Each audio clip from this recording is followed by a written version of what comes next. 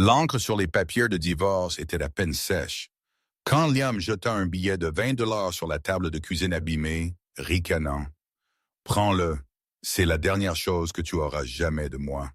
Tu es un poids mort, Benjamin, et je te lâche enfin. » Il sortit par la porte vers sa nouvelle vie, convaincu d'avoir juste largué un fardeau. Il n'avait aucune idée qu'à cet instant précis, à 3000 mètres de là, un coffre scellé à Zurich était en train d'être ouvert, révélant un dernier testament et dernière volonté qui avait été cachée pendant 40 ans. Benjamin n'était pas juste ruinée. Elle était la seule héritière de la colossale dynastie immobilière Harrington, un empire de 1,3 milliard de dollars, et Liam venait de renoncer à sa prétention à la plus grande fortune du pays. 5 minutes trop tôt. Le radiateur dans l'étroit appartement du 4e étage sans ascenseur cliquetait comme un moteur mourant. Un son qui était devenu la bande sonore à la misère de Benjamin. Elle était assise à la table, en stratifiée, la tête dans les mains, fixant la pile d'enveloppes qui constituait leur vie. Dernier avis, en retard. Action immédiate requise.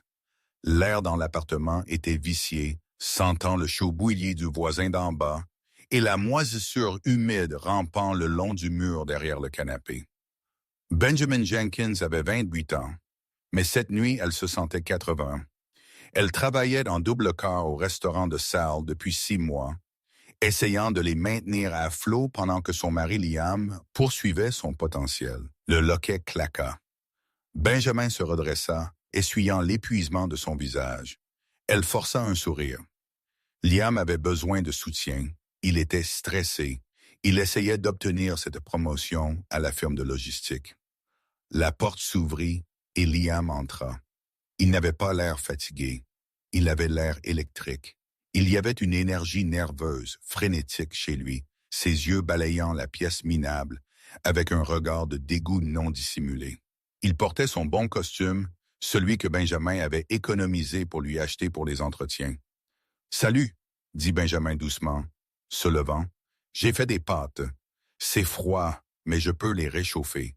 Ne t'embête pas. » Liam la coupa. Sa voix était froide, aiguisée comme un rasoir.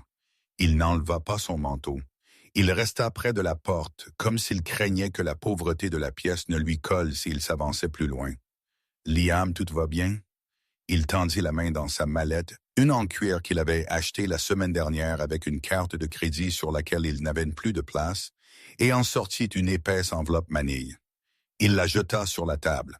Elle glissa sur le stratifié et heurta la pile de factures impayées, les faisant tomber. « J'ai fini, Benjamin. » Benjamin regarda l'enveloppe, puis de nouveau lui, confuse. « Fini. Tu as démissionné. » « Non. » Il laissa échapper un rire dur, incrédule. « Je n'ai pas démissionné de mon travail. Je quitte ce nous. Je te quitte. » La pièce sembla s'incliner. Benjamin agrippa le dossier de la chaise. « Je ne comprends pas. Qu'y a-t-il à comprendre? » Liam s'avança, son visage se tordant en un rictus. « Regarde autour de toi, Benjamin. Regarde ce taudis. Regarde-toi. Tu sens le gras et le désespoir. Je vais des endroits. J'ai des plans. De grands plans. Et chaque fois que je te regarde, je vois une encre me traînant vers le fond de l'océan. Liam, nous sommes une équipe. » Benjamin plaida, des larmes piquant ses yeux. « Je travaille 2 emplois pour que tu puisses te concentrer sur... Et c'est le problème. » Il cria, levant les mains. « Tu es une serveuse. C'est tout ce que tu es. C'est tout ce que tu seras jamais. J'ai besoin de quelqu'un qui corresponde à la vie que je construis. Quelqu'un avec de la classe. Quelqu'un avec de la valeur. » La cruauté de ces mots la frappa comme des coups physiques. Y a-t-il quelqu'un d'autre? Liam sourit avec suffisance. C'était un regard qu'elle n'avait jamais vu sur lui auparavant. Arrogant, cruel. Son nom est Jessica. Elle est la veille du marketing. Elle a un condo en ville, une Mercedes et un avenir. Nous nous fréquentions depuis 3 mois. 3 mois. Pendant que Benjamin récurait des tables et comptait des pièces pour le bus, il gémissait et dînait une cadre. Elle sait pour toi. Évidemment, Liam continua en vérifiant sa montre. Elle pense que c'est tragique. Elle te plaint en fait. Elle m'a dit d'être doux, mais honnêtement, je n'ai pas le temps pour la douceur. Signe les papiers, Benjamin. Il désigna l'enveloppe. Ce sont des papiers de divorce, non contestés. Tu n'obtiens rien. Je n'obtiens rien. Non pas que nous ayons quelque chose à obtenir. Il railla, frappant une patte de la table bancale.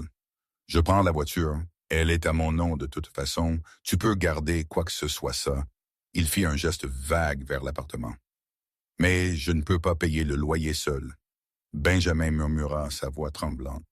Liam, si tu pars, je serai à la rue. Pas mon problème, dit Liam, sortant un stylo de sa poche et le claquant à côté des papiers. Signe maintenant. Si tu me fais prendre un avocat, je m'assurerai que tu finisses par me devoir de l'argent. Le père de Jessica est un juge. Veux-tu vraiment nous combattre?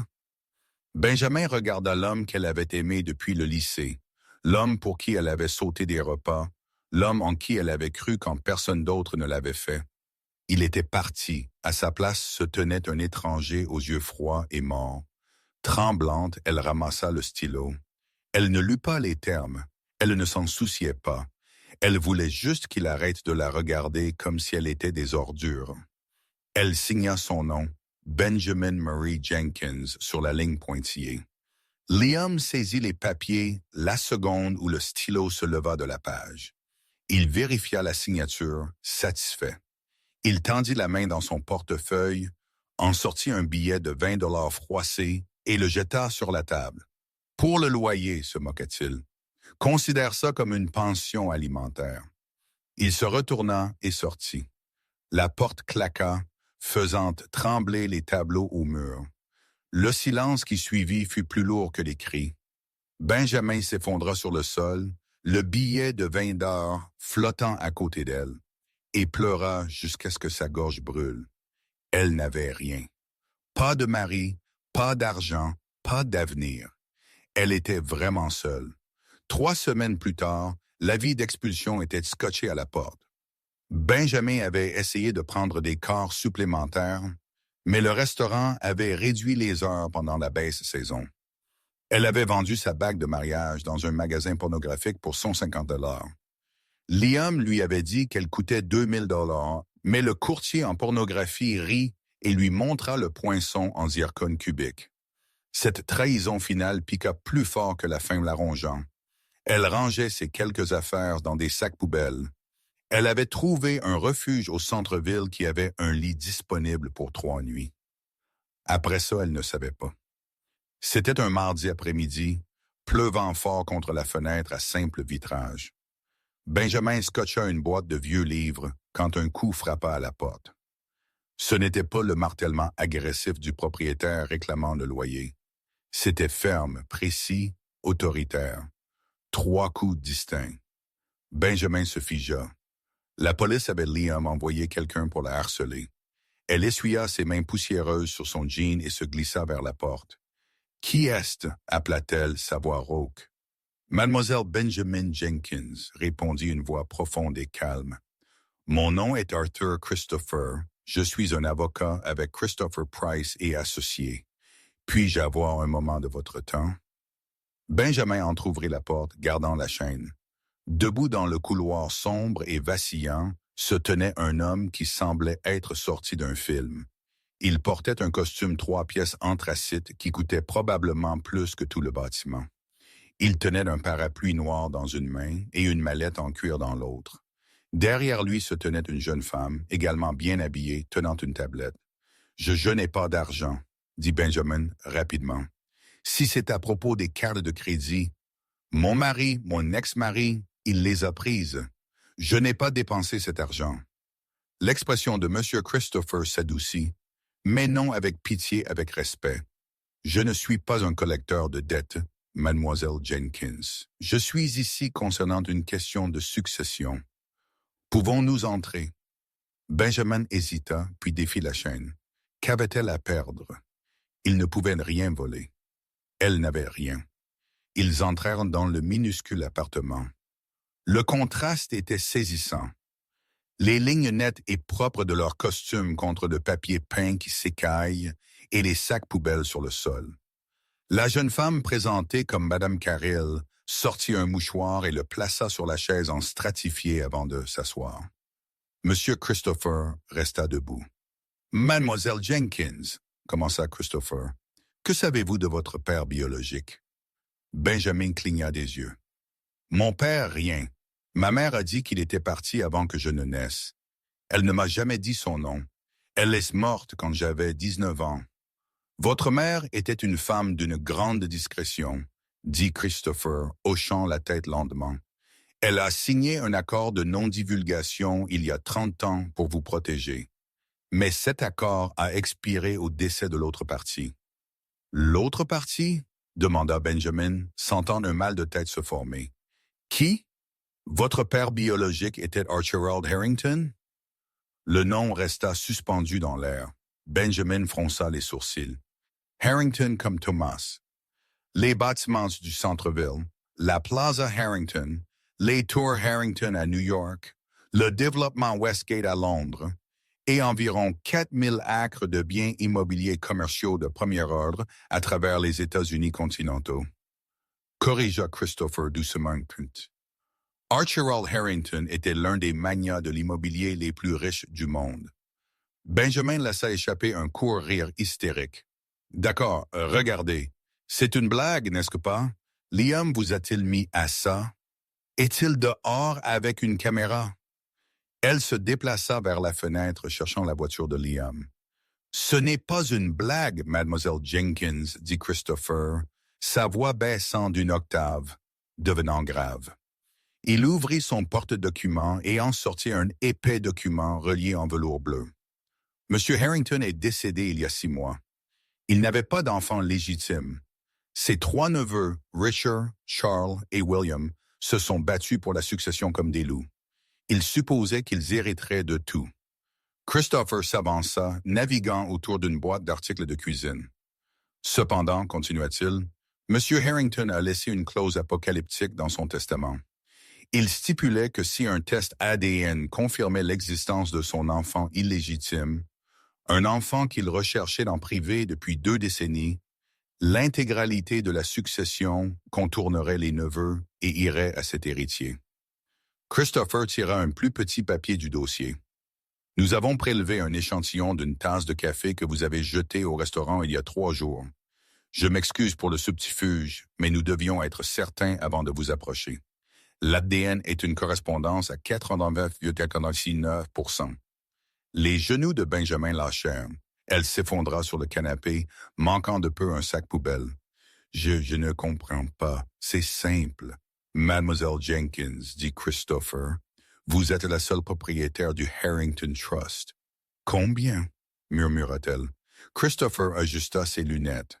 « Après impôts et en tenant compte des fluctuations actuelles du marché, les actifs liquides et le portefeuille immobilier sont évalués à environ 1,3 milliard. » Le silence dans la pièce était assourdissant. La pluie fouettait la fenêtre, le seul son dans un monde qui venait de se briser et de se reformer en quelque chose d'inconnaissable. Mais Christopher leva un doigt, son expression se durcissant. Il y a une complication. Les neveux Richard et Charles spécifiquement sont des hommes impitoyables. Ils ont déposé une motion pour geler les actifs affirmant que vous êtes une fraude. Nous sommes prêts à les combattre, mais nous avons besoin que vous veniez avec nous immédiatement. Cet appartement n'est plus sûr. » Benjamin regarda autour. « Sûr? Pourquoi? »« Parce que, dit Christopher sévèrement, il y a $1 milliard sur la table. Des gens l'ont tué pour beaucoup moins, et en ce moment vous êtes la seule chose se tenant entre ces hommes et une fortune. » Benjamin se leva. Elle regarda l'avis d'expulsion sur la porte. Elle regarda les papiers de divorce qu'elle avait gardés signés par Liam, où il avait tout abandonné pour être avec Jessica. « Ai-je le temps de prendre mon manteau? » demanda Benjamin. Miss Christopher sourit, un sourire prédateur authentique qui suggérait qu'il allait apprécier de détruire quiconque se mettrait sur leur chemin. « Prenez votre temps, Mademoiselle Jenkins. La voiture en bas est par balle. La transition des murs humides et écaillés de son appartement sans ascenseur à la suite penthouse du Harrington Grand Hotel fut violente dans sa rapidité. 1 minute, Benjamin respirait la moisissure. La suivante, l'air sentait le thé blanc et le cuir cher. La suite était plus grande que tout le bâtiment qu'elle venait de quitter. Des fenêtres du sol au plafond offraient une vue panoramique sur la ligne d'horizon de la ville. Une ville que, selon Arthur Christopher, elle possédait maintenant une part significative de. Mademoiselle Jenkins, ou puis-je vous appeler Mademoiselle Harrington? Demanda Christopher, debout près de l'îlot de cuisine en marbre où un chef privé dressait une salade de homard. Benjamin, s'il vous plaît, juste Benjamin, balbutia-t-elle, passant sa main sur le revêtement de velours d'une chaise longue. Elle portait toujours son jean délavé et un sweatshirt avec une tache de javel sur l'ourlet. Elle avait l'air d'une intruse dans son propre palais. Benjamin. Christopher hocha la tête. Nous avons un embargo de presse en place pour 48 heures. Le conseil d'administration est en panique. L'action Harrington a chuté de 2% quand des rumeurs d'un héritier mystérieux ont fuité. Mais elle montera en flèche une fois que nous vous présenterons. Mais avant cela, nous avons un problème. Les neveux, dit Benjamin, ramassant un verre d'eau en cristal. Précisément. Richard, Charles et William. Ils sont actuellement en bas dans le hall exigeant de vous voir. La sécurité les retient, mais ils menacent de faire venir la presse. Benjamin sentit un nœud froid dans son estomac. Je ne peux pas les affronter. J'ai l'air comme ça. Elle fit un geste vers ses vêtements. Ils vont me manger vivante. Nous avons anticipé ceci. Madame Carlyle intervint, s'avançant avec une tablette. J'ai pris la liberté d'organiser une consultation vestimentaire. L'équipe est dans la chambre principale. Coiffure, maquillage, stylisme. Si vous allez entrer dans la salle de conférence, vous devez avoir l'air de posséder la table, pas de la servir. Pendant les 3 heures suivantes, Benjamin fut touché, poussé et poli. Ses cheveux ternes et mal coiffés furent coiffés en élégant de vagues blond de miel. Le maquillage de pharmacie bon marché fut remplacé par un contour professionnel qui mettait en valeur des pommettes qu'elle ne savait pas avoir. Ils l'habillèrent d'un tailleur pantalon bleu marine sur mesure par un designer dont elle ne pouvait prononcer le nom, associé à des escarpins aiguilles nudes qui ajoutaient 3 pouces à sa taille. Quand elle se regarda dans le miroir, elle haleta. La serveuse fatiguée et brisée, qui avait pleuré pour un billet de 20 $, était partie. La regardant en retour était une femme qui avait l'air dangereuse. « Ils sont là », annonça Christopher, vérifiant son téléphone. Je l'ai fait monter. 5 minutes plus tard, les doubles portes et Nacajou s'ouvrirent. 3 hommes firent éruption, apportant un nuage d'agression avec eux. Richard Harrington mena le groupe. Il avait 50 ans avec des cheveux argentés et un visage qui semblait avoir été ciselé dans le granit et le ressentiment. Charles était plus jeune, plus doux, avec des yeux fuyants derrière des lunettes sans monture. William, le plus jeune, avait l'air ennuyé, faisant défiler son téléphone. Richard s'arrêta net quand il vit Benjamin debout près de la fenêtre. Il la regarda de haut en bas, sa lèvre se retroussant. Alors, Richard railla, ignorant Christopher. « C'est le chat errant que l'oncle Archero a ramassé. J'attendais quelque chose de plus jeune, ou au moins de plus joli. Surveillez votre ton, Monsieur Harrington, » avertit Christopher, s'interposant entre eux. « Vous parlez à l'actionnaire majoritaire. Je parle à une fraude. » Charles intervint d'une voix nasillarde. « Nous savons qui vous êtes. Benjamin Jenkins, une serveuse, une décrocheuse du lycée. Votre mari vient de vous larguer parce que vous êtes un poids mort. Nous avons fait une vérification d'antécédents. La mention de Liam piqua, mais Benjamin gardait son visage impassible. Elle se rappela les mots de Liam. « J'ai besoin de quelqu'un avec de la valeur. »« Que voulez-vous » demanda Benjamin, sa voix stable, bien que son cœur battait. Richard rit. Il marcha vers la table et jeta un chèque sur la surface en marbre. « Nous voulons que vous disparaissiez. Nous savons que ce test ADN est une fabrication. Archibald était sénile dans ces dernières années. Il a probablement payé un médecin pour falsifier les résultats pour nous contrarier. Mais nous sommes des hommes généreux. Il y a un chèque là pour 500 000 là. Benjamin regarda le chèque. Un demi-million de dollars. C'était plus d'argent qu'elle n'en aurait gagné en 20 ans au restaurant. Cela pourrait acheter une maison. Cela pourrait tout réparer. Prenez-le, pressa Richard, s'approchant, envahissant son espace personnel. Prenez-le. Retournez à votre parc de roulotte ou d'où que vous soyez sorti et signez un refus d'héritage. Si vous ne le faites pas, nous bloquerons ceci au tribunal pendant 10 ans. Vous serez en faillite en 6 mois en essayant de payer les frais de justice. Nous vous enterrerons, Benjamin. Nous exposerons chaque sale secret que vous avez. Nous savons pour la dette. Nous savons pour le mariage raté. Nous vous dépeindrons comme une chercheuse d'or sur chaque chaîne d'information du pays. Benjamin regarda le chèque de nouveau, puis elle regarda Richard. Elle vit le même regard dans ses yeux que celui qu'elle avait vu dans ceux de Liam. L'arrogance, la certitude qu'elle n'était rien, qu'elle était petite. Elle tendit la main et ramassa le chèque. Richard sourit avec suffisance. Fille intelligente. Benjamin déchira lentement le chèque au milieu, puis elle le déchira de nouveau. Elle laissa les morceaux flotter au sol comme des confettis. « Je ne veux pas un demi-million, » dit Benjamin, sa voix baissant à un calme bas et glacial. « Je veux tout. » Le visage de Richard devint violet. « 3 stupides petites sortez de ma suite, » commanda Benjamin, pointant la porte, « et quittez ma propriété. » En fait, Monsieur Christopher, est-ce que je possède le bâtiment où se trouve leur bureau? Christopher vérifia un dossier cachant un sourire. Oui, mademoiselle Harrington, la tour Harrington sur la 5e. Leur société de capital risque loue les 3 derniers étages. Expulsez-les, dit Benjamin, sans rompre le contact visuel avec Richard. Vous ne pouvez pas faire ça, hurla Charles. Je viens de le faire, répondit Benjamin. Sécurité! 4 gardes costauds sortirent du couloir. Richard avait l'air d'être sur le point de faire une attaque. Il pointa un doigt sur Benjamin.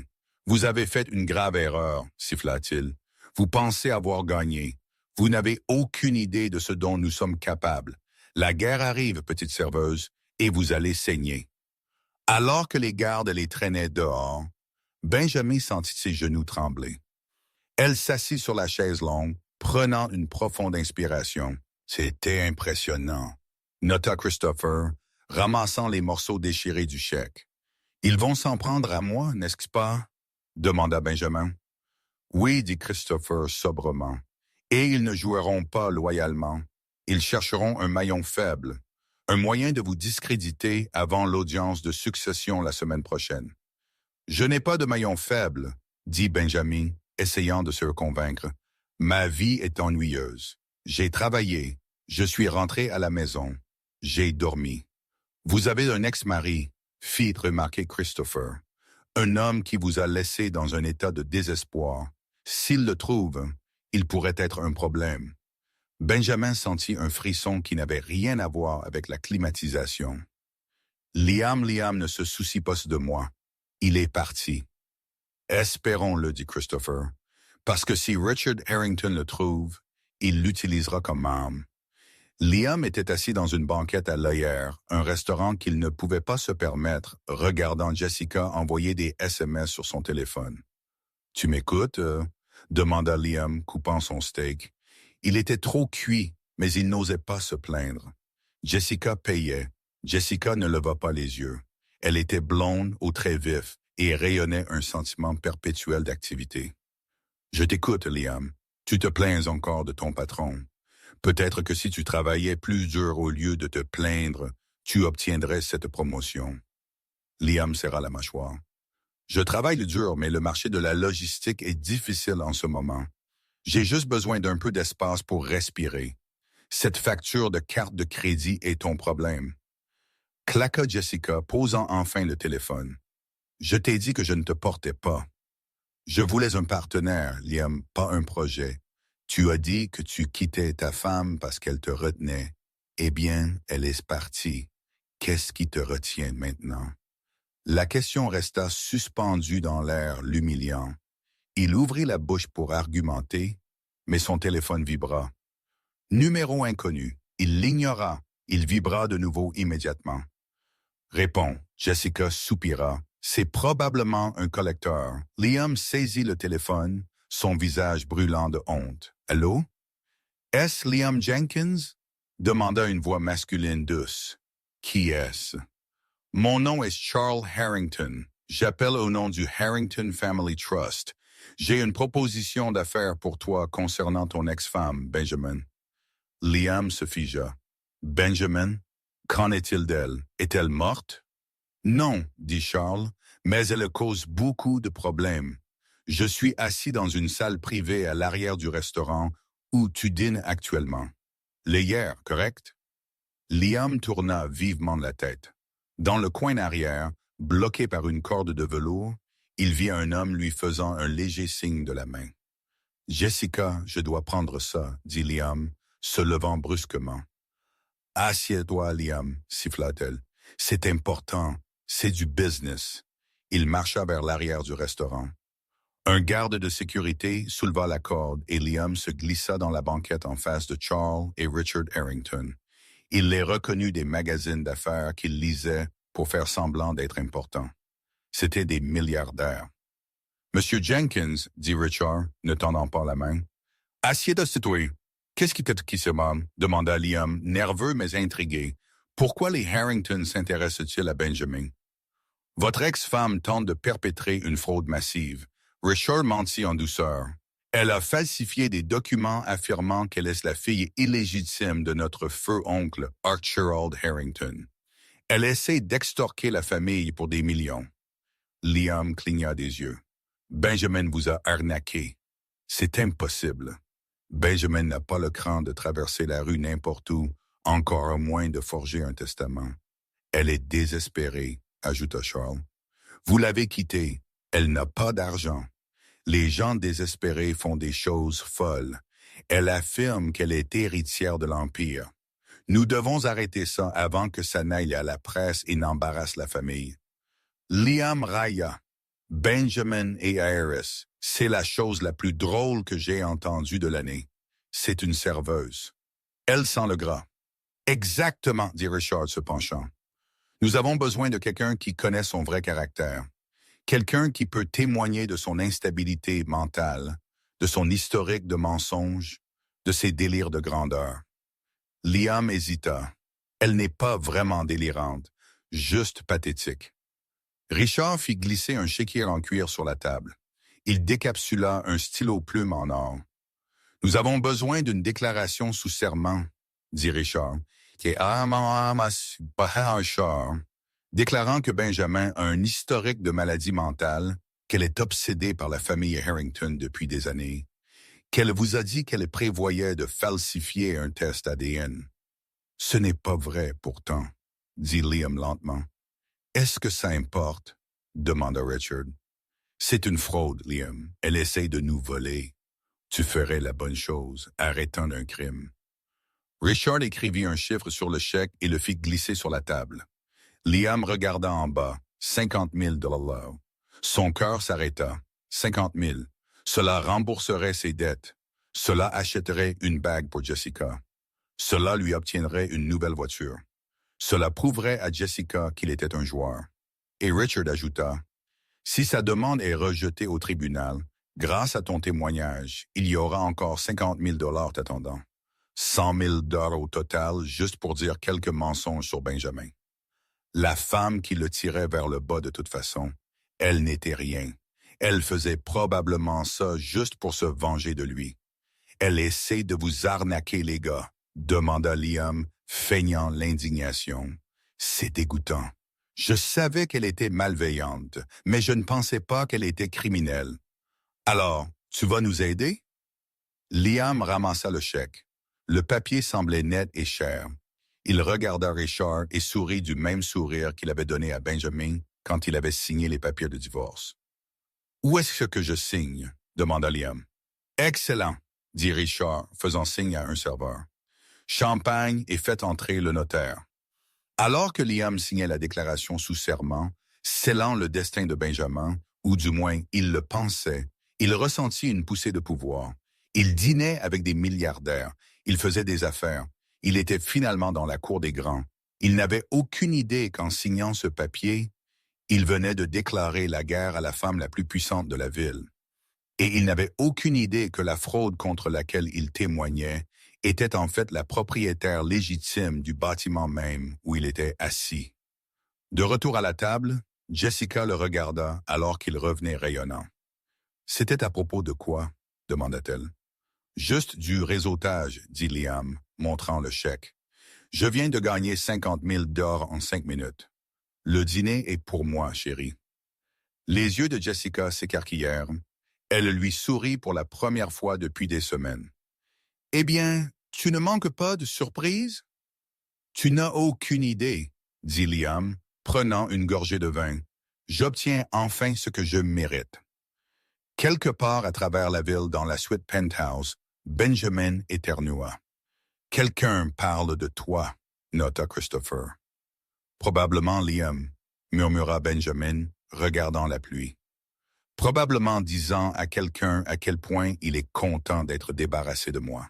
« Laisse-le parler, » dit Christopher, fermant le dossier sur son bureau. « Parce que vendredi prochain est la lecture du testament et nous allons l'inviter. » L'inviter?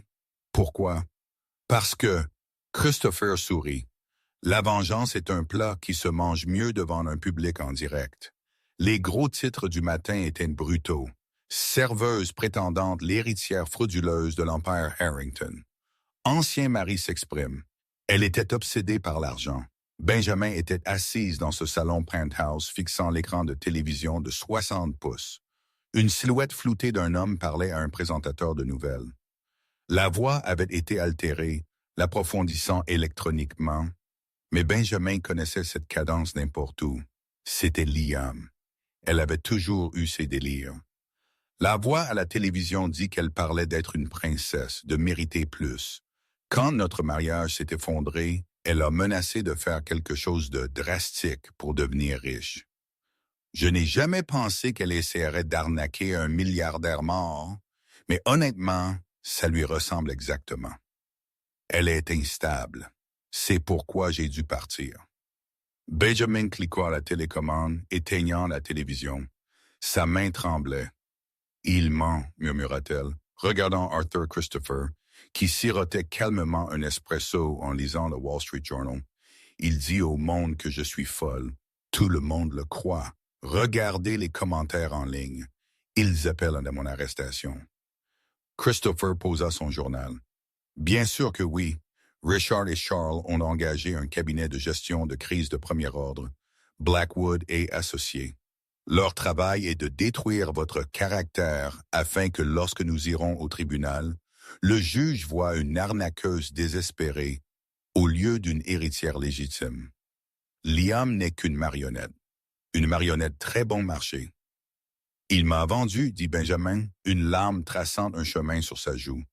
J'ai travaillé en double quart pour payer ses soins dentaires. J'ai repassé ses chemises et il passe à la télévision nationale et me traite d'instable. Ça fait mal. Christopher reconnut, sa voix ferme. Mais c'est bon. Benjamin le regarda comme s'il était fou. Bon. Comment est-ce bon? Parce que Christopher se leva et marcha vers la fenêtre. Le parjure est un crime. La diffamation est un délit civil. Et la conspiration pour commettre une fraude contre une succession est un crime grave. En mettant Liam à la télévision, en déposant cette déclaration sous serment, Richard nous a tendu une arme chargée. Ils pensent qu'ils vous enterrent, Benjamin. En réalité, ils creusent leur propre tombe. Nous devons juste les laisser finir de creuser. Christopher se tourna vers elle. Demain est la lecture officielle du Dernier Testament et des dernières volontés au domaine Harrington. C'est habituellement une affaire privée, mais Richard a demandé qu'il soit enregistré. Il veut que votre humiliation soit publique. Il a invité la presse à attendre devant les portes. Il a également invité un témoin spécial à assister. Liam, réalisa Benjamin. Oui, Liam et sa partenaire, Mlle Jessica Thorne. Elles seront là pour jubiler, pour vous voir jeté dehors par la sécurité. Benjamin se leva. Elle marcha vers le miroir dans le couloir. Elle regarda son reflet. Elle vit la peur dans ses yeux. Mais en dessous, elle vit autre chose. La colère. Une colère froide et dure. « Je ne veux pas juste gagner, Arthur, dit-elle doucement. Que voulez-vous? Je veux qu'il souffre, dit-elle. Je veux que Liam ressente exactement ce que j'ai ressenti quand il m'a jeté ce billet de 20 $. Je veux qu'il se sente petit. Christopher sourit, et c'était le sourire d'un requin sentant le sang dans l'eau. Alors, Mademoiselle Harrington, nous devons aller faire du shopping. Si vous allez les détruire, vous devriez avoir l'air d'1 milliard de dollars en le faisant. Pendant ce temps, à travers la ville, Liam vivait sa meilleure vie. Il avait dépensé 10 000 des 50 000 pour un acompte sur une toute nouvelle Porsche Boxster. Elle était d'occasion et le taux d'intérêt était terrible. Mais il ne s'en souciait pas. Il avait bonne allure dedans. Il s'arrêta au trottoir devant l'immeuble de bureau de Jessica, faisant vrombir le moteur. Jessica sortit ayant l'air impressionnée pour la première fois depuis qu'ils s'étaient rencontrés. « Belle voiture, dit-elle, glissant sur le siège passager. Est-ce que de tes honoraires de consultant? Juste une petite gâterie? » Liam sourit, tapant sur le volant. « Et il y a plus à venir. Richard Harrington m'a appelé personnellement ce matin. Il nous a invités au domaine demain. La grande lecture. » Vraiment? Les yeux de Jessica s'illuminèrent. Le domaine Harrington. Liam. C'est exclusif. Les gens tuent pour entrer dans ces cercles. Il veut que je sois là pour voir le regard sur le visage de Benjamin quand le juge rejettera sa demande. Liam rit. Apparemment, les résultats du test ADN qu'ils ont sont non concluants et mon témoignage sur son état mental est le clou du cercueil. Le juge va annuler le testament. Les neveux obtiennent de l'argent et j'obtiens encore 50 000 $. Pauvre Benjamin, dit Jessica, vérifiant son maquillage dans le miroir de courtoisie. Elle ne semblait pas triste. Elle n'aurait vraiment pas dû viser si haut. C'est embarrassant. C'est une perdante, dit Liam, passant la voiture en vitesse. Elle me retenait pendant des années. Demain, je coupe enfin le cordon pour de bon. Et puis, chérie, nous allons à Carbeau. Il partit en trombe du trottoir, se sentant comme le roi du monde. Il n'avait aucune idée que la voiture, le voyage et l'avenir qu'il planifiait étaient tous construits sur un gouffre qui était sur le point de s'effondrer. Le domaine Harrington n'était pas juste une maison. C'était un monument à l'argent ancien, situé sur une île privée juste au large de la côte, accessible seulement par un pont gardé par un point de contrôle de sécurité. La maison principale ressemblait à un croisement entre un château français et une forteresse. Il pleuvait de nouveau, un fond gris et lugubre pour ce que Richard Harrington croyait être son couronnement. Liam et Jessica arrivèrent dans la Porsche. Le garde de sécurité à la porte vérifia leur nom sur une liste. « Monsieur Jenkins, Mademoiselle Thorne, vous êtes attendu dans la grande bibliothèque, » dit le garde, son visage impassible. Liam monta l'allée sinueuse, sa mâchoire tombant devant les jardins manucurés, les fontaines et la flotte de voitures de luxe garées devant. « C'est ça, » murmura Liam. « C'est le grand Donig. » Ils furent introduits dans la bibliothèque par un majordome. La pièce était massive, sentant le vieux papier et la cire d'abeille. Les murs étaient tapissés de livres qui n'avaient probablement jamais été lus. Au centre de la pièce se trouvait une longue table en acajou. Richard, Charles et William étaient assis d'un côté. Ils avaient l'air détendus, triomphants. Richard fumait un cigare, malgré le panneau « Interdit de fumer » au mur. Au bout de la table était assis le juge Harrison Thorne, sans lien avec Jessica, un juge fédéral à la retraite qui était l'exécuteur testamentaire du domaine. Il avait l'air sévère, ses sourcils gris broussailleux et froncés. « Ah, le témoin vedette !» Richard tonna, se levant pour serrer la main de Liam. « Heureux de vous voir, Liam, et ce doit être la belle Jessica. » Liam rayonna. « Monsieur Harrington, merci de nous recevoir. Nous ne manquerions ce spectacle pour rien au monde. » Charles ricanait. « Est-elle déjà là? »« Pas encore, » dit Richard, vérifiant sa Rolex, probablement prenant le bus. Ou peut-être qu'elle a eu froid aux pieds et s'est enfuie. Dans tous les cas, une fois que l'horloge sonne 10 heures, si elle n'est pas là, le jugement par défaut nous revient. Et la déclaration sous serment? Demanda Liam, tapant sur sa poche de poitrine. Le juge là, Richard hocha la tête vers le vieil homme au bout de la table. Avec l'évaluation psychiatrique, nous avons payé un médecin pour l'interpréter. C'est gagné d'avance. Liam, tu as sauvé la famille. Juste faire la bonne chose, dit Liam, bombant sa poitrine. L'horloge grand-père dans le coin commença à sonner 10 heures. Les lourdes portes en chêne restèrent fermées. Eh bien, Richard sourit, écartant les mains. 10 à 00, elle ne se montre pas. Comportement irresponsable typique. Juge, je propose que nous procédions à la distribution des actifs aux héritiers légitimes. Juge Thorne ajusta ses lunettes. Le protocole permet une période de grâce de 5 minutes, Monsieur Harrington. 5 minutes? Richard railla. Elle ne vient pas. Oui, elle sait qu'elle est battue. Liam se pencha vers Jessica. Elle est probablement en train de pleurer dans ce taudis d'appartement en ce moment. Soudain, le son d'un hélicoptère traversa le silence de la pièce. Il devint plus fort, un rythme tapageur qui fit vibrer les verres en cristal sur le buffet. « Qu'est-ce que c'est ?» demanda William regardant la fenêtre. Le son du moteur diminua alors qu'un hélicoptère atterrissait sur la grande pelouse. Quelques instants plus tard, les doubles portes de la bibliothèque furent ouvertes par 2 gardes de sécurité armés. Arthur Christopher entra le premier, ayant l'air impeccable. Il s'arrêta et tint la porte, et puis Benjamin entra. La bouche de Liam tomba ouverte. Elle portait un costume blanc sur mesure qui lui allait comme une seconde peau. Ses cheveux étaient tirés en un chignon élégant et sévère. Elle portait des lunettes de soleil noires surdimensionnées, qu'elle retira lentement alors qu'elle entrait dans la pièce. Mais ce n'était pas juste les vêtements. C'était la façon dont elle marchait. Elle ne marchait pas comme une serveuse, essayant de ne pas renverser de café. Elle marchait comme si elle procédait les planchers sous ses pieds. Elle ne regarda pas Liam. Elle ne regarda pas les neveux. Elle marcha directement vers la chaise vide à l'extrémité opposée de la table du juge, la tira et s'assit. Elle plaça un élégant dossier noir sur la table. « Désolée d'être en retard, dit-elle, sa voix froide et nette. Le terrifice était terrible, alors j'ai pris l'hélico. » Richard rit, un son de jappement nerveux. « Vous avez loué un hélicoptère, dépensant le dernier de vos pourboires, Benjamin. Vous savez que vous allez en prison pour fraude, n'est-ce pas? » « Suis-je? » demanda Benjamin, enfin, tournant son regard vers Richard. Ses yeux étaient terrifiants de calme. « Je pensais que nous étions ici pour lire un testament. »« Il n'y a pas de testament pour vous, » cria Charles.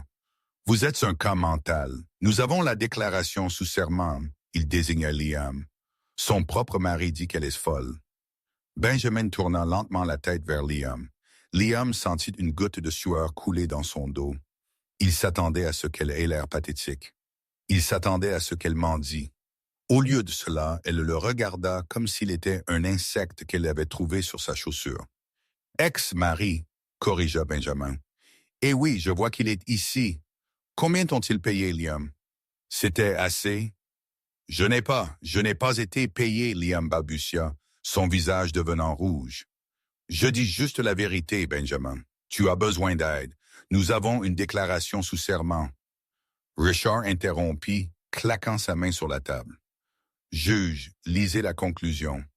Rejetez cette mascarade. » Juge Thorne s'éclaircit la gorge. Il ouvrit le dossier devant lui. « J'ai en effet examiné la déclaration sous serment fournie par M. Liam Jenkins, dit le juge, sa voix rauque, et j'ai examiné la motion de rejet déposée par les neveux Harrington. » Et Richard demanda, et le juge continua, « J'ai également examiné les preuves supplémentaires fournies par M. Christopher ce matin. » « Quelles preuves? » Richard fronça les sourcils. « Preuves vidéo, » dit le juge.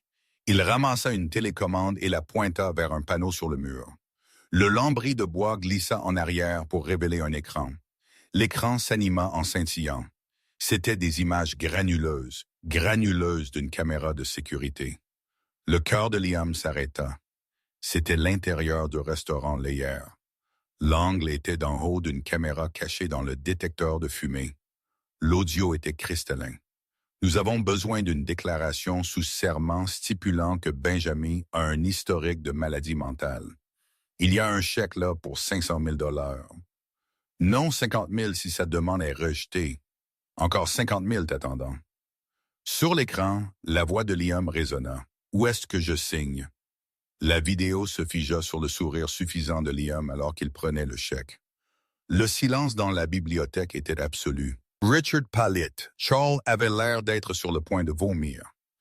Liam sentit Jessica retirer sa main de son bras comme s'il était en feu. C'est hors contexte, queena Liam. C'est un deepfake. C'est une résolution 4K enregistrée par le système de sécurité du restaurant qui s'avère être la propriété du groupe Harrington, dit Christopher en douceur. Nous avons récupéré le disque dur il y a 1 heure. Benjamin se pencha en avant, posant son menton sur sa main, regardant directement Liam. « Tu m'as vendu pour 50 000 dollars, Liam, dit-elle doucement. Tu as vendu la vérité pour le prix d'une voiture de milieu de gamme. Liam ne pouvait pas respirer. Parjure, dit le juge Thorne, fermant le dossier. Subornation de parjure, corruption, extorsion, il regarda les neveux. Vous trois n'avez pas seulement perdu votre droit à la succession en tentant de frauder l'héritier principal, mais vous avez également déclenché la clause de mauvaise foi dans le testament d'Osherald. Clause de mauvaise foi, murmura Richard. Elle stipule, le juge lut que si un membre de la famille tentait d'entraver l'héritier légitime par des moyens illégaux, il serait immédiatement privé de toutes les allocations, fonds fiduciaires et postes de l'entreprise existante. Le juge leva les yeux. Vous êtes dehors, messieurs. Tous. Vous êtes virés. Vos fonds fiduciaires sont gelés. Vous êtes des intrus. Richard se leva, le visage violet. Vous ne pouvez pas faire ça, oui. J'ai construit cette entreprise. Vous l'avez gérée, dit Benjamin se levant. Et vous l'avez mal gérée. Sécurité. Les gardes s'avancèrent. Faites-les sortir, dit Benjamin. Alors que les neveux étaient traînés dehors, criant des menaces, Liam resta figé sur sa chaise. Il était le seul qui restait. Il regarda Benjamin, essayant de retrouver l'ancienne dynamique, essayant de l'intimider avec ses yeux. Benjamin, regarde. Liam commença, sa voix tremblante. Ils m'ont trompé. J'essayais de te protéger. Je pensais, arrête, dit Benjamin. Elle ne cria pas. Elle leva juste une main. Elle fouilla dans son élégant sac à main blanc et en sortit un seul morceau de papier froissé. Elle le fit glisser le long de la longue table en acajou. Il s'arrêta juste devant Liam. C'était le billet de 20 dollars qu'il lui avait jeté la nuit où il était parti. « Tu as oublié ta monnaie, » dit Benjamin. « Benjamin, s'il te plaît. » Liam se leva, regardant Jessica pour du soutien. Mais Jessica s'éloignait déjà de lui. « Nous sommes mariés. Nous avons une histoire. Tu ne peux pas me quitter comme ça. Je suis ton mari. » Ex-mari. Benjamin corrigea de nouveau. « Et en fait, Liam, j'ai une autre surprise pour toi. Te souviens-tu des papiers de divorce que tu m'as fait signer? Ceux dont tu étais si fier? » Oui. Liam s'accrocha à une lueur d'espoir. « Nous pouvons les déchirer. Nous pouvons recommencer. » « Oh non, Benjamin sourit. Je ne veux pas les déchirer. Je veux les faire appliquer. Spécifiquement, la clause que tu as écrite toi-même, celle sur la répartition équitable de la dette. » Liam cligna des yeux. « Ce que tu as écrit que nous partons avec seulement ce qui est à nos propres noms. » Benjamin dit, faisant signe à Christopher. Christopher s'avança. « Monsieur Jenkins, depuis que vous avez signé ces papiers, vous avez encouru des dettes significatives. La voiture, les cartes de crédit, les prêts que vous avez contractés contre votre futur héritage des neveux. Alors, dit Liam, je peux le rembourser. Non, vous ne pouvez pas, dit Christopher, parce que le chèque que Richard vous a donné a été annulé. Les fonds ont été tirés d'un compte gelé. Il a rebondi ce matin. Liam regarda son téléphone. Une notification clignota. Alerte bancaire découvert. Paiement échoué. Et Benjamin ajouta, puisque la Porsche est à ton nom et la dette est à ton nom, et que tu n'as pas de travail, parce que je viens d'acheter l'entreprise de logistique pour laquelle tu travailles. Les yeux de Liam s'écarquillèrent. Tu as acheté mon entreprise ce matin, dit Benjamin d'un ton désinvolte. Je n'aimais pas la direction, alors je fais le ménage. Tu es viré, Liam. Elle désigna la porte. Sors et prends tes 20 $. Tu en auras besoin pour le bus. Les lourdes portes en chêne du domaine Harrington se refermèrent, le son résonnant comme un coup de feu. Liam se tenait sur le gravier mouillé de l'allée, la pluie s'infiltrant à travers son costume cher, un costume qu'il n'avait pas encore payé.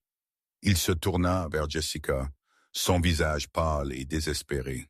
« Jess, attends, on peut arranger ça.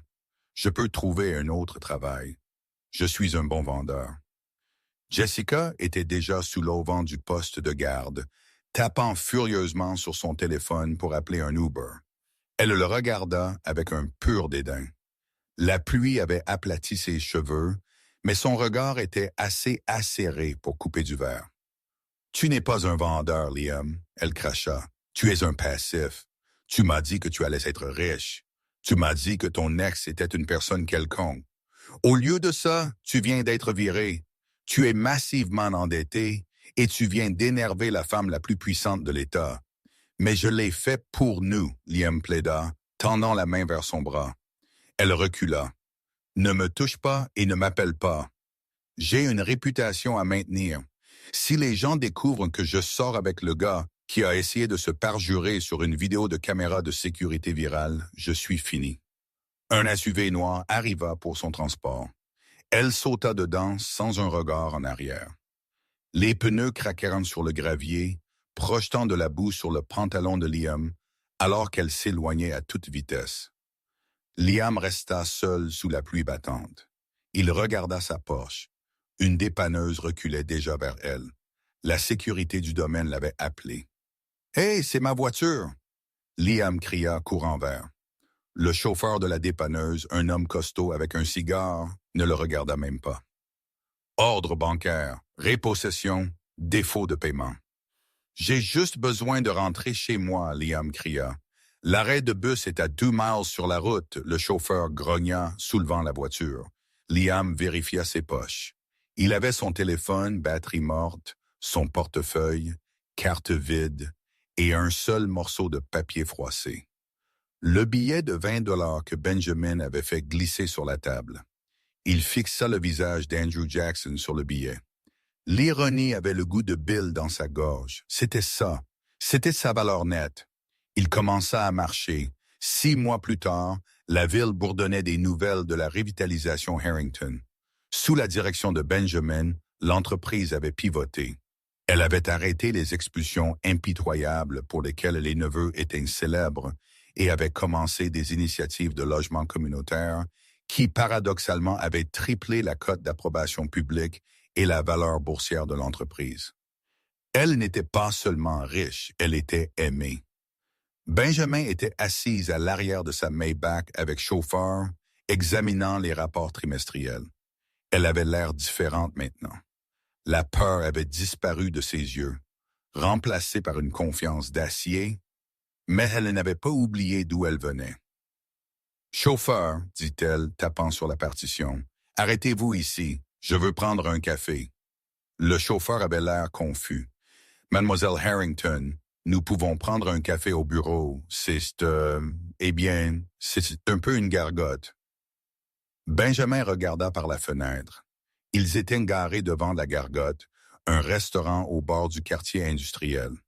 C'était pire que le restaurant de salle où elle travaillait avant. « Je sais, » dit Benjamin, « j'ai une envie. » Elle sortit de la voiture, flanquée de 2 gardes de sécurité. Elle entra dans le restaurant. La clochette au-dessus de la porte tinta. L'odeur de graisse brûlée et de vieux café la frappa instantanément, la transportant à sa vie d'avant. Elle s'assit dans une banquette près de la fenêtre. L'endroit était vide, sauf pour un camionneur au comptoir. « Je suis à vous », une voix appela de l'arrière. Une voix qui semblait épuisée, brisée et familière. Un serveur poussa les portes battantes de la cuisine. Il portait un tablier taché. Ses cheveux s'éclaircissaient et il avait l'air 10 ans plus vieux. Il avait des poches sous les yeux assez profondes pour transporter des courses. C'était Liam. Il marcha vers la table, les yeux fixés sur son bloc-notes, trop fatigué pour même regarder le client. Bienvenue au Greasy Spoon. Que puis-je vous offrir? Il leva les yeux. Le stylo tomba de sa main. Benjamin était assise là, ayant l'air immaculé dans un manteau de cachemire, ses mains croisées sur la table. Il regarda Liam, le regarda vraiment. Elle s'attendait à ressentir de la colère. Elle s'attendait à ressentir du triomphe. Mais le regardant maintenant, brisé, sentant le gras, portant des chaussures aux semelles usées, elle ressentit juste de la pitié et de l'indifférence. Il n'était pas un monstre. Il n'était qu'un petit homme faible qui avait fait un pari terrible. Benjamin, Liam murmura. Sa voix se brisa. Il regarda autour, terrifié, comme s'attendant à ce que la police saute. « Que fais-tu ici? Es-tu ici pour me ruiner encore? » « Je ne peux pas perdre ce travail, Benjamin. C'est tout ce que j'ai. Je vis dans un motel. »« Je suis juste ici pour un café, Liam, » dit Benjamin calmement. Noir de sucre. Liam resta figé un instant, puis se précipita au comptoir. Ses mains tremblèrent alors qu'il versait le café. Il en renversa un peu sur la soucoupe et l'essuya à la hâte avec un chiffon sale. Il le rapporta, le plaçant doucement devant elle. Benjamin. Il commença, ses yeux se remplissant de larmes. J'ai tout gâché. Je le sais. J'y pense tous les jours. J'avais tout. Je t'avais. Et je l'ai jeté pour rien. Il attendit, espérant une réaction, espérant le pardon. Ou peut-être juste une dispute, n'importe quoi pour prouver qu'il comptait toujours pour elle. Benjamin prit une gorgée du café. C'était terrible, brûlé et acide. « Le café est froid, Liam, » dit-elle simplement. Elle se leva. Elle ne cria pas. Elle ne lui fit pas la leçon. Elle n'offrit pas de le sauver. Et elle n'offrit pas de le détruire. Elle paya simplement son addition. Elle plaça un billet de 5 $ sur la table pour le café. Puis elle fouilla dans son sac à main. Liam retint son souffle. Allait-elle lui donner de l'argent? Un chèque? Une seconde chance. Elle sortit un billet de 20 $ neuf. Elle le plaça sur la table. « Gardez la monnaie, » dit-elle. Elle se retourna et sortit du restaurant, ses talons claquant sur le linoleum. La clochette tinta alors qu'elle sortait. Retournant dans son monde de pouvoir et de possibilités, Liam resta seul dans le restaurant silencieux, fixant le billet de 20 $. C'était exactement le même montant qu'il lui avait jeté quand il avait mis fin à leur mariage. L'univers avait bouclé la boucle. Il réalisa alors qu'il n'échapperait jamais à ce moment. Il passerait le reste de sa vie à servir du café à des gens qui allaient dans des endroits qu'il ne pourrait jamais atteindre. Il serra la table et pour la première fois de sa vie, il comprit vraiment la valeur de ce qu'il avait perdu. Et c'est l'histoire de comment une signature changea tout. Liam pensait qu'il se déchargeait d'un fardeau, mais il signait en fait une dynastie. Il courut après l'illusion d'une meilleure vie avec Jessica et les neveux, seulement pour trouver que l'herbe n'est pas plus verte de l'autre côté. Elle est plus verte là où vous l'arrosez. Benjamin, qui avait arrosé leur vie de sa sueur et de ses larmes, obtint finalement le jardin qu'elle méritait. C'est un rappel brutal que vous ne devriez jamais juger quelqu'un par sa situation actuelle, parce que vous ne savez jamais quand les tables pourraient tourner. Liam apprit à ses dépens que l'arrogance est un prêt à un taux d'intérêt très élevé et qu'éventuellement la vie vient collecter. Wow, quelle montagne russe! Je dois vous demander, les gars, si vous étiez Benjamin, auriez-vous donné un pourboire à Liam ses 20 $ à la fin, ou auriez-vous fait quelque chose d'encore plus mesquin? Faites-le moi savoir dans les commentaires ci-dessous. Si vous avez apprécié cette histoire de karma massif et de douce vengeance, s'il vous plaît, écrasez ce bouton j'aime. Cela aide vraiment la chaîne. Et si vous voulez plus d'histoires de drames de la vie réelle comme celle-ci, Assurez-vous de vous abonner et de cliquer sur la cloche de notification pour ne jamais manquer une mise en ligne. Merci d'avoir regardé et je vous verrai dans le prochain.